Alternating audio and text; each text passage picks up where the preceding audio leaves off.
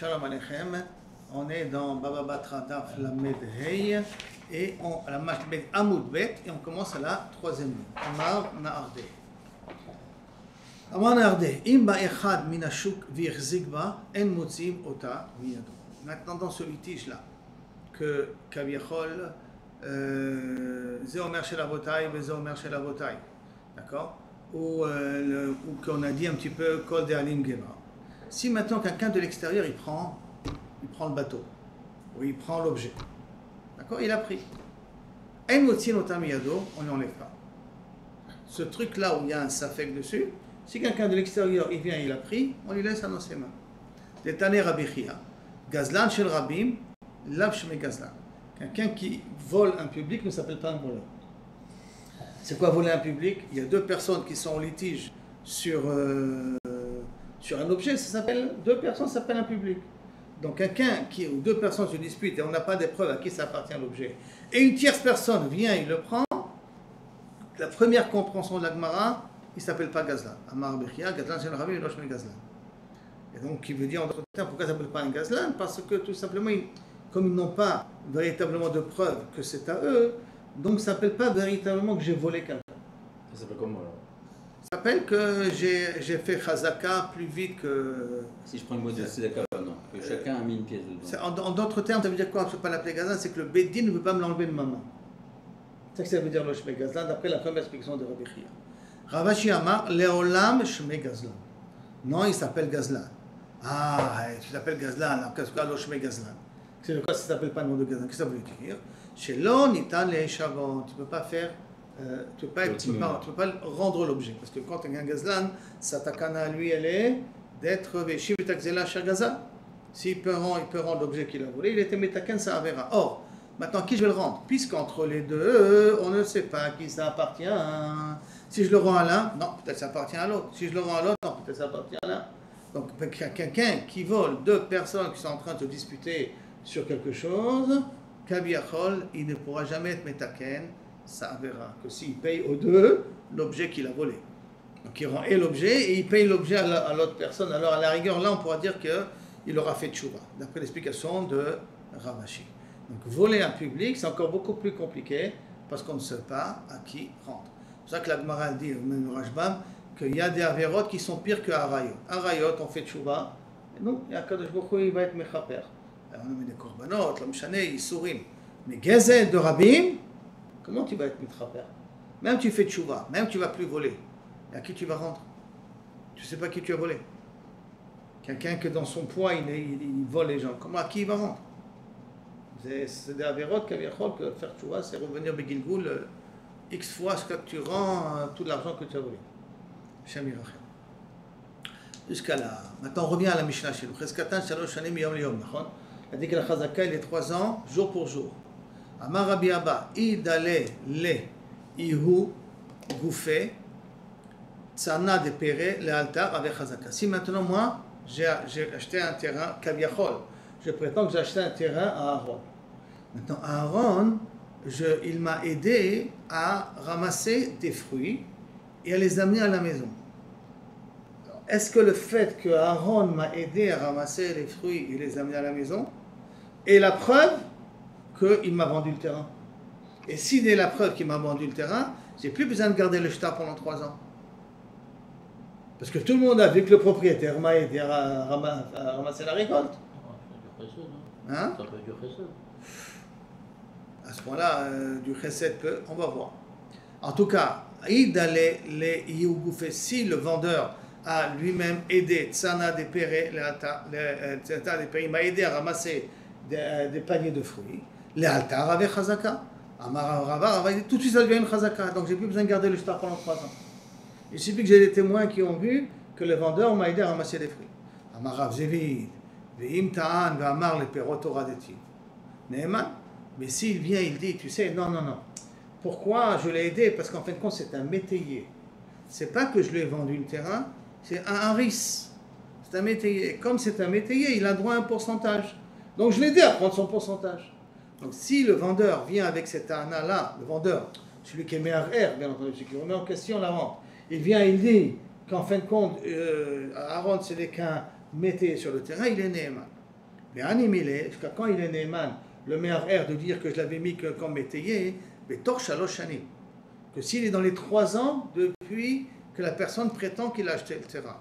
Aval Lachar Shalosh, mais après 3 ans qui sont passés, il ne peut plus dire non, en fin de compte, je l'avais embauché comme métayer, je ne l'avais pas vendu le terrain. Dans les 3 ans, il peut le dire. Et à ce moment-là, la personne a intérêt à garder le shtar plus que 3 ans. Mais après les 3 ans, si après les 3 ans, il se réveille, il dit mais qu'est-ce que ça fait 3 ans? Mais je t'ai mis que comme métayer dans le terrain, c'est déjà trop tard. Amar le Rabashi, le Rav Kahana, il est perach était, maïhavel le merat. Je ne comprends pas maintenant. Si c'est comme ça, si quelqu'un il a l'habitude, il est descendu pour ramasser les pérotes, c'est-à-dire qu'il est vraiment comme un métayer, d'accord? Maïhavel le merat. Comment il va faire le propriétaire? Si maintenant j'ai embauché un métayer, il travaille pendant 3 ans dans mon terrain. 3 ans sont passés, et maintenant je veux le renvoyer. Le métayer dit, qu'est-ce que tu me renvoies? C'est à moi le terrain. Comment c'est à toi le terrain? 3 ans, je suis dessus. Non, mais je t'ai mis comme métayer. Mais il y a 3 ans qui sont passés depuis. Je ne suis pas obligé de garder le shtar. Comment il va faire un propriétaire de terrain? Comment il va pouvoir embaucher un métayer? Puisqu'au bout de 3 ans, il peut lui faire un seul coup. Amarlé, il a intérêt à faire une mecha'a. Une mecha'a, ça veut dire, ok les gars, je l'ai mis comme un métayer, annoncé devant 2 témoins, je l'ai mis comme un métayer, dans les 3 ans, comme ça, au bout des 3 ans, il n'a pas la possibilité de Toen qu'il est propriétaire du terrain. C'est bon ce cas-là? Très bien. Et pourquoi on est obligé de dire comme ça? Dis-le, Temachi, parce que si tu ne vas pas expliquer comme ça, Hane Mashkanta de Soura. Vous vous rappelez c'est quoi Mashkanta de Soura? J'ai prêté de l'argent à quelqu'un, je me fais rembourser en utilisant son terrain pendant X années. Après que j'ai utilisé son terrain à la valeur du prêt, je lui rends le terrain. Et imaginons maintenant que l'utilisation du terrain, Shlomo, elle est de 3 ans. Donc ça veut dire qu'au bout de 3 ans, qu'est-ce qui peut se passer? Hay mashkanta de Soura, de katavla be meshalem shania, qu'il a écrit là-bas que lorsque les années vont finir, alim tipuk ara belo kesef, tu me rendras le terrain sans prendre de l'argent. C'est-à-dire, je rendrai le terrain à l'emprunteur sans lui demander de l'argent parce que je me suis fait rembourser en utilisant les fruits du terrain. Ikavish le leshta. Si maintenant, moi, le prêteur, que j'utilise j'ai mashkata des soirs, je dois utiliser les pérotes, je cache le shtar, je ne montre pas que c'était mashkata des soura. Donc, shtaré de mashkata, gabé, ve'amar le kochai biyadi. À ce moment-là, qu'est-ce qui risque de se passer? Il pourra dire, c'est à moi le terrain. Parce que si pendant 3 ans, il a utilisé les pérotes du terrain, pendant 3 ans, puisqu'il avait le droit d'utiliser, parce que comme ça, il faisait rembourser la dette qui lui devait le propriétaire du terrain, au bout de 3 ans, il peut dire que c'est à moi, sans montrer le shtar. Le Kochal lui a dit, Achinami Meheman, on devrait le croire. Mais Takne Rabbanan, Mide, Dateli de Pseda, quand les parents ont fait cette takana de 3 ans, tu n'as plus besoin de garder de shtar. Ils ont fait une takana qui va amener à une perte au propriétaire du terrain, dans un cas de Mashkata de Soura. Et là, il est obligé d'être moché. Achanami, c'est pour ça que si chez nous aussi, il est obligé d'être moché. En d'autres termes, chaque chose que je donne à quelqu'un de s'en occuper pendant 3 ans, si c'est un terrain, une maison, n'importe quoi, j'ai intérêt que pendant les 3 ans, je fasse une mecha'a devant 2 témoins pour leur dire, écoutez les gars, il n'est que locataire, il n'est pas propriétaire, il n'est que métayer, il n'est pas, et que Kabiachol, il utilise mon terrain, qui est Mashkanta des Soura pour un remboursement de dette, mais je ne l'ai jamais vendu, le terrain. Comme ça, la personne qui utilise le terrain, la maison ou l'objet n'a pas une possibilité de dire que j'ai une chazaka sur ça. Amarav Yuda Amarav, Israël Abba Mechamatako. Maintenant, qu'est-ce qui se passe si quelqu'un a acheté un terrain d'un goy, dont ce goy avait acheté le terrain d'un juif. Maintenant, un goy n'a pas de chazaka, qui veut dire qu'un goy, même au bout de 3 ans, il a intérêt à garder le shtar. Pourquoi? Parce que Stam Akum Gazlani même. Et comme c'est fort possible qu'il a volé le terrain d'un juif, donc il devra tout le temps prouver, parce que le rôle de lui, c'est possible que c'est quelqu'un d'honnête, hein, ce goy-là. Mais comme il y a un shem chez les goyim d'être des gazlanim de terrain de juifs, ou que, une autre raison, les juifs n'osent pas être mochés devant le goy de peur que le goy le frappe, le punit, le tue, le met en danger. Donc le juif, il n'a pas ce kohar d'être moché, ce qui fait qu'on impose au goy de garder le shtar pendant 3 ans. Alors qu'est-ce qui se passe? Un juif qui a acheté le terrain d'un goy. Que 3 ans. Hein? Que 3 ans. Le goy, il doit le garder que 3 ans. Tout le temps, à vie. Ah, tout le temps. Il doit garder à vie. Le goy doit garder à vie. Mais un juif qui vient Mechamat Akoum, qui a acheté le terrain d'un goy, Arehu ki Akoum, il a le même dîme que goy. Et donc, il doit garder le shtar beaucoup plus que 3 ans.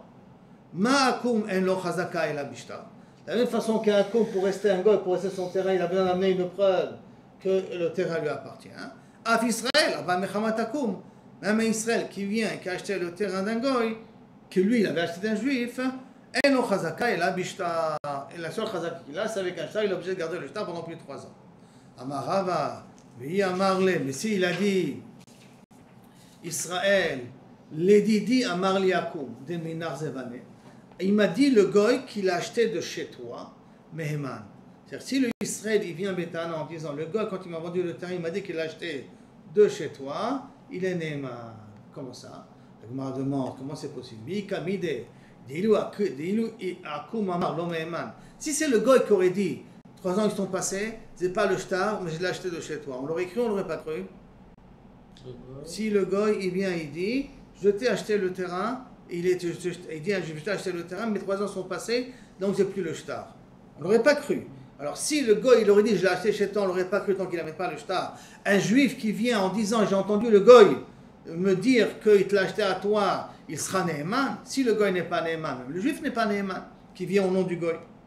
Ve'ilu amar Israël bishme de akum Neheman. Comment il peut être Neheman? Il a amarava, il amar Israël kamedi di zavna akuminach. De devant moi, j'ai vu le goy t'acheter le terrain.